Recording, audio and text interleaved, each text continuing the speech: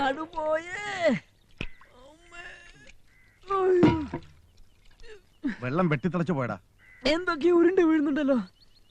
ഭൂമി കുലുക്കുന്നുണ്ടോ? എന്ത് കുലുക്കം? വെട്ടിക്കിടന്ന് നിനക്ക് ഭ്രാന്തായോ? വല്ലാത്ത ചൂട്. ഞാൻ പോയി തണുത്തോളം കൊണ്ടുവരാം. നീ പേടിക്കാണ് കേടാ. അയ്യോ അയ്യോ അയ്യോ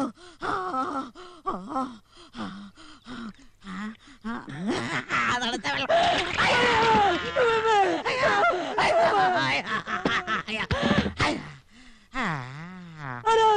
അമ്മേ, അയ്യോ.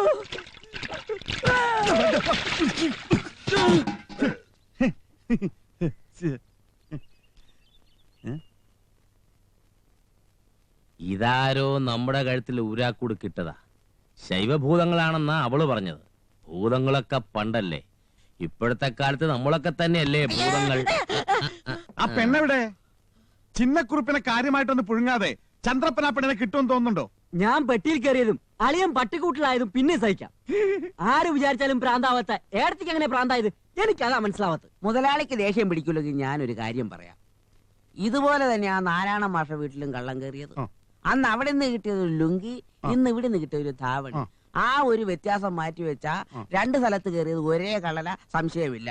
സംശയമില്ല. പക്ഷെ പെണ്ണെവിടെ?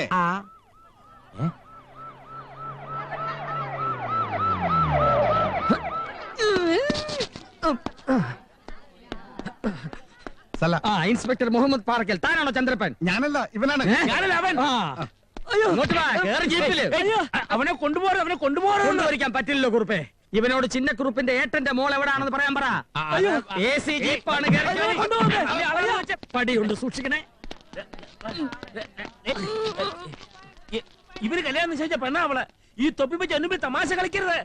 ഞാൻ മൂർഖനാ, കരിമൂർഖൻ. അപ്പൊ ഈ കാണുന്നതാണോ മോലാലിയുടെ പത്തി? അതോ ഇനി വേറെ ഉണ്ടോ? നോക്കി നിൽക്കാതെ ഇവനെ ജീപ്പിലേക്ക് എടുത്ത്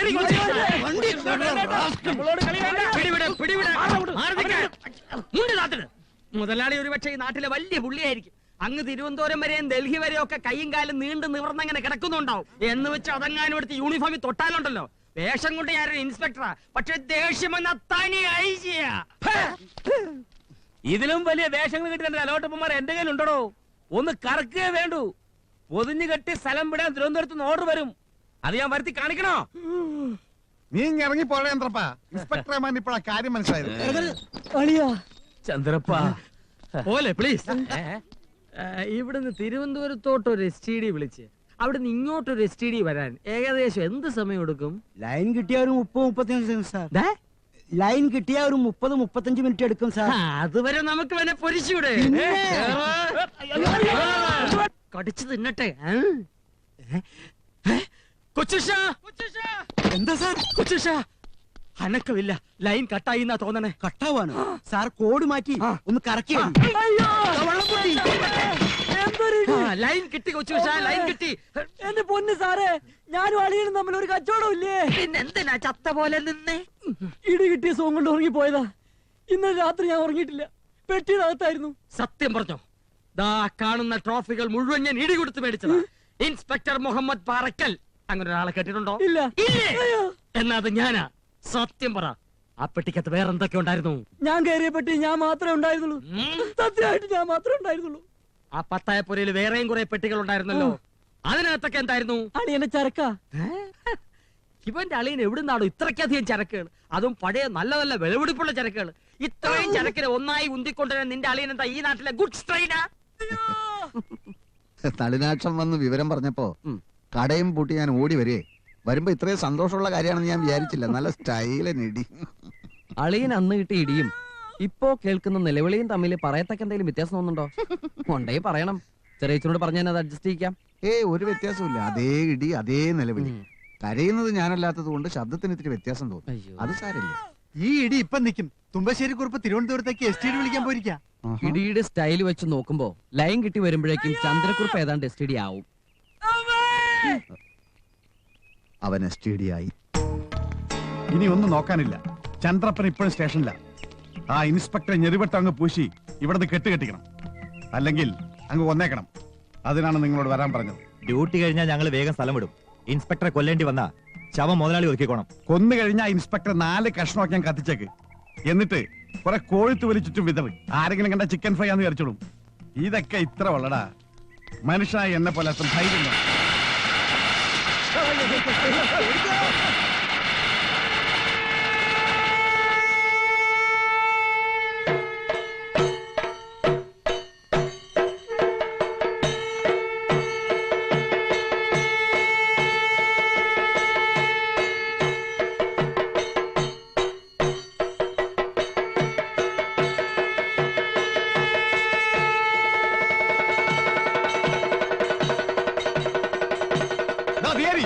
എന്താണോ ഇത്? തുമ്പശ്ശേരിക്കാവിലെ ഉത്സവം കഴിഞ്ഞിട്ട് ഭഗവതിക്ക് കെട്ടിക്കാഴ്ചോട്ട് വരിക. ഇതെന്താ ഞങ്ങളോടൊന്നും ആലോചിക്കാതെ പെട്ടെന്നൊരു വെടിക്കെട്ട് ചെണ്ടവേളോ? ഇത് ഭഗവതിക്ക് കെട്ടിക്കാഴ്ചയും തുമ്പശ്ശേരിക്കാവിലെ ഉത്സവമൊന്നും അല്ല കുറുപ്പേ. ഇത് ഈ നാട്ടുകാരുടെ മനസ്സിന്റെ ഒരു സന്തോഷ പ്രകടന. എന്റെ എല്ലാവർക്കും ഭ്രാന്തായി. അയ്യോ, ഇന്ന് അതിരാവിലെ സംഭവിച്ചൊന്നും ജനാർദ്ദന കുറിപ്പ് അറിഞ്ഞില്ലേ? നമ്മുടെ നാരായണ മാഷ വീട്ടിൽ മുമ്പ് ഒരു കള്ളം കയറി സകൃതം കട്ടോണ്ട് പോയി ആ പാവ മാഷ മോളുടെ കല്യാണം കളിക്കില്ലേ? ആ കള്ളന് മാനസാന്തരം വന്നു കുറുപ്പേ. കട്ടെടുത്ത സകല സാധനങ്ങൾ മാഷ വീട്ടുമുറ്റത്ത് കൊണ്ടുവച്ച ആ കള്ളൻ എങ്ങോ പോയി. ഒരു തരി സ്വർണം പോലും ആ കള്ളൻ വിറ്റ് കാശാക്കിയിട്ടില്ലെന്നേ. കള്ളന് മാനസാന്തരം വരികയെ? അതേത് കള്ളൻ? ഈ നാട്ടിലൊരു പെരുങ്കള്ളൻ. അറിയോ കുറിപ്പിന്? സകലതും തിരിച്ചു കിട്ടിയതിന്റെ പേരിൽ നാരായണ മാഷ വക ഒരു വഴിപാടായി കാണണേ. എല്ലാരും കൂടി മാഷക്ക് വേണ്ടി ഉറഞ്ഞങ്ങോട്ട് തുള്ള, അത്ര തന്നെ. കുറിപ്പിനും തുള്ളാം.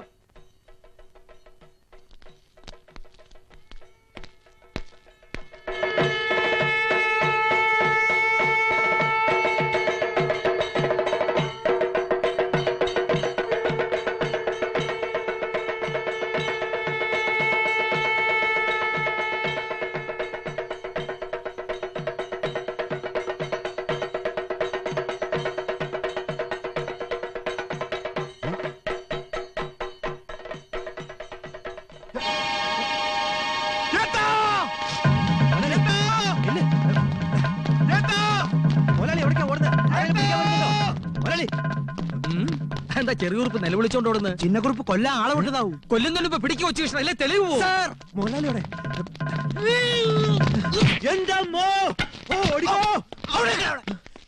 Stop there. Hands up.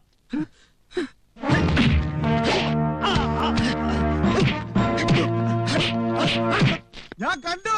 ഞാൻ കണ്ടു. ഏട്ടനെവിടെ? ഭൂതങ്ങൾക്ക് പൂജ അടക്കാൻ ശബ്ദിക്കാൻ പാടില്ല. ശബ്ദിക്കാൻ എന്താ ഭൂതങ്ങൾ വിഴുങ്ങോ? എന്താണ് ഏട്ടാ, ഞാൻ രുക്മിണിയെ കണ്ടു. അവൾ ചത്തിട്ടില്ല.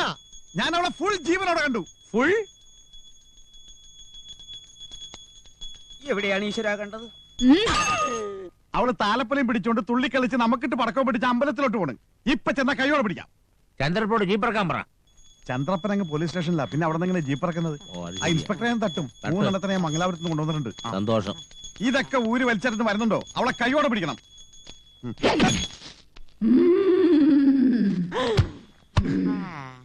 പുണ്യാഹം കഴിച്ച് ശുദ്ധമാക്കി അകത്തേക്ക് എടുത്താൽ മതി. ഓം നമ ശിവായ. ഇനി ഒന്നും നോക്കാനില്ല. നീ വേഗം ജീപ്പ് എടുക്ക. നമ്മൾ അങ്ങോട്ട് പോകുന്നു, അവന്മാരെ തട്ടുന്നു. ജീപ്പ് എടുക്ക.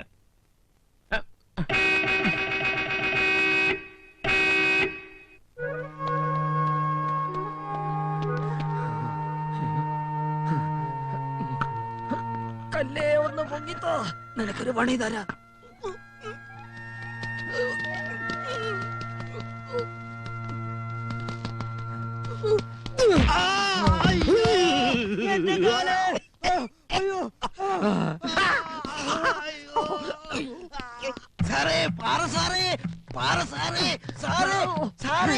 കെട്ടിപ്പിടിച്ച് നിൽക്കുക. പിടിച്ചു നിർത്തിയേക്ക. ആണോ? വിടുമോനെ, വിടുമോനെ.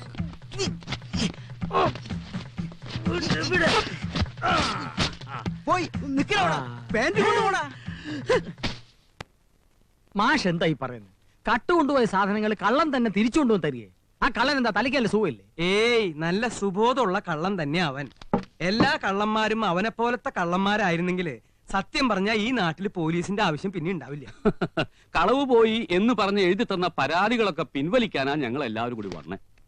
മാഷുടെ മോളുടെ ആഭരണങ്ങൾ മാത്രല്ല, ഈ ഗോവിന്ദൻ കുട്ടിയുടെ വെള്ളിപ്പാത്രങ്ങൾ കിട്ടി, മൊയ്തൂന്റെ ബാപ്പാന്റെ മെതിയടി കിട്ടി, പണിക്കരുടെ കട്ടില് കിട്ടി, ഈ അമ്മൂന്റെ മാലയും കിട്ടി. കള്ളന്മാരിങ്ങനെ തോന്നിയാസം കാണിച്ചാൽ ഞങ്ങളുടെയൊക്കെ കാര്യം കഷ്ടത്തിലാവുമല്ലോ. ആ കള്ളന്റെ അഡ്രസ് ആർക്കെങ്കിലും അറിയാവോ? അഡ്രസ് മാത്രമല്ല ജീവചരിത്രവും കിട്ടിയിട്ടുണ്ട്. സാർ ആ പേപ്പറൊക്കെ വാങ്ങി മുകളിലേക്ക് പറത്തു. മോളിൽ നിന്ന് ആള് വരുമ്പോ ബാക്കി കാര്യങ്ങൾ നാട്ടുകാർ നോക്കി. ഇനി പരാതി പിൻവലിക്കുന്നതിൽ സാക്ഷിവെപ്പിന്റെ ആവശ്യം ഉണ്ടെങ്കിൽ ഇവിടെ ഒപ്പിട്ട് തരും. എന്റെ പെങ്ങളുടെ മോളാ ചിന്നമ്മണി. മാഷക്കൊരു പെങ്ങളുണ്ടെന്നും അവർക്കൊരു മോളുണ്ടെന്നും ഞാൻ ഇപ്പോഴാ അറിയണേ. അന്ന് കള്ളം കയറിയപ്പോ ഇവരിവിടെ ഉണ്ടായിരുന്നില്ലല്ലോ. ചോദ്യം ചെയ്യുമ്പോ ഞാനന്ന് കണ്ടില്ല. ഇല്ല, അന്നവൾ ഉടുപ്പിയിൽ എക്സ്കർഷന് പോയതല്ലേ.